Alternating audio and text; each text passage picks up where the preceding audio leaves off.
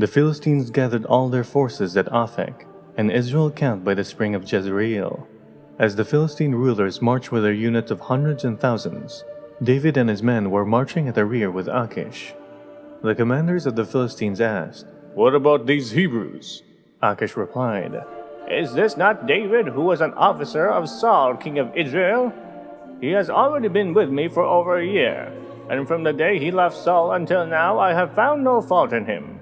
But the Philistine commanders were angry with Achish and said, "Send the man back, that he may return to the place you assigned him.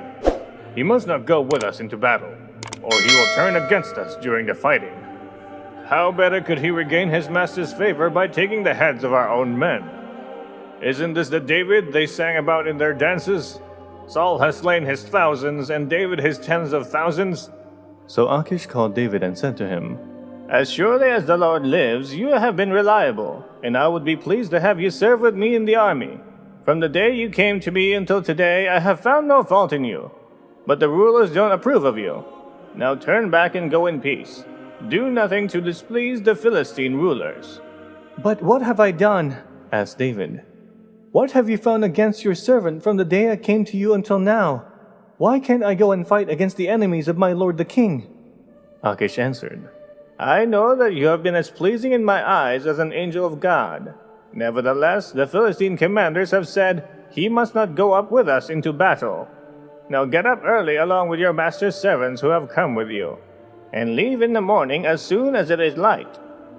So David and his men got up early in the morning to go back to the land of the Philistines, and the Philistines went up to Jezreel. David destroys the Amalekites. David and his men reached Ziklag on the third day. Now the Amalekites had raided the Negev and Ziklag. They had attacked Ziklag and burned it, and had taken captive the women and everyone else in it, both young and old. They killed none of them, but carried them off as they went on their way.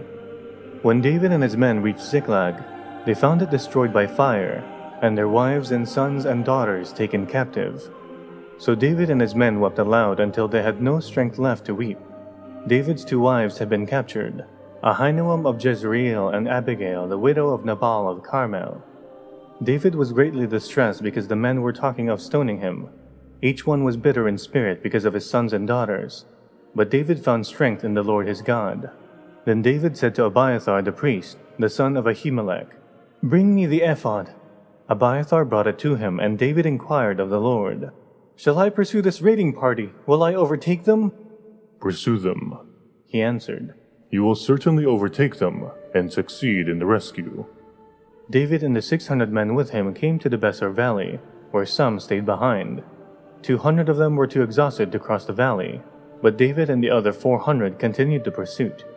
They found an Egyptian in the field and brought him to David. They gave him water to drink and food to eat, part of a cake of pressed figs and 2 cakes of raisins. He ate and was revived, for he had not eaten any food or drunk any water for 3 days and 3 nights. David asked him, "Who do you belong to? Where do you come from?" He said, I am an Egyptian, the slave of an Amalekite. My master abandoned me when I became ill 3 days ago. We raided the Negev of the Kerethites, some territory belonging to Judah, and the Negev of Caleb, and we burned Ziklag." David asked him. "Can you lead me down to this raiding party?" He answered, "Swear to me before God that you will not kill me or hand me over to my master, and I will take you down to them." He led David down, and there they were, scattered over the countryside, eating, drinking, and reveling because of the great amount of plunder they had taken from the land of the Philistines and from Judah. David fought them from dusk until the evening of the next day, and none of them got away, except 400 young men who rode off on camels and fled. David recovered everything the Amalekites had taken, including his 2 wives. Nothing was missing, young or old, boy or girl, plunder or anything else they had taken. David brought everything back. He took all the flocks and herds, and his men drove them ahead of the other livestock, saying, "This is David's plunder." Then David came to the 200 men who had been too exhausted to follow him, and who were left behind at the Besor valley. They came out to meet David and the men with him. As David and his men approached, he asked them how they were. But all the evil men and troublemakers among David's followers said, "Because they did not go out with us, we will not share with them the plunder we recovered. However, each man may take his wife and children and go." David replied, No, my brothers, you must not do that with what the Lord has given us. He has protected us and delivered into our hands the raiding party that came against us. Who will listen to what you say? The share of the man who stayed with the supplies is to be the same as that of him who went down to the battle. All will share alike. David made this a statute and ordinance for Israel from that day to this. When David reached Ziklag, he sent some of the plunder to the elders of Judah, who were his friends, saying, "Here is a gift for you from the plunder of the Lord's enemies." David sent it to those who were in Bethel, Ramoth Negev and Jatir, to those in Aroer, Sifmoth, Eshtemoa and Rakal, to those in the towns of the Jerahmeelites and the Canaanites, to those in Hormah, Borashan, Aphek, and Hebron, and to those in all the other places where he and his men had roamed.